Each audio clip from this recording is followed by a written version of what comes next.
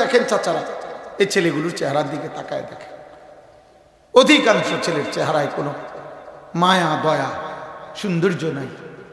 আরে আব্বা, মুসলমানের ঘরে জন্ম নিয়ে একদিনও নবীজির কথা মনে পড়ল না। নবীজি সাল্লাল্লাহু আলাইহি ওয়াসাল্লামের চুল দেখে সাহাবায়ে কেরাম বলতেন, হযরত বারা ইবনে আযিব, আমরা হাদিসে পড়ছি, নবীজির চুল মুবারক দেখে উনি বলছেন, মা রাআইতু মিন জি লিম্মাতিন ফি হুল্লাতিন হামরা আহসানা মিন রাসূলিল্লাহ।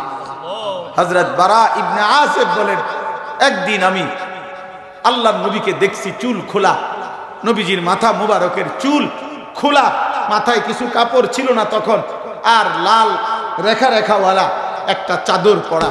হযরত বারা ইবনে আযিব বলে, দুনিয়াবাসী, আল্লাহর কসম, ওই বাবরি চুলওয়ালা নবীকে দেখে আমার মনে হয়েছে এমন সুন্দর আমি জীবনে আর কিছু দেখিনি।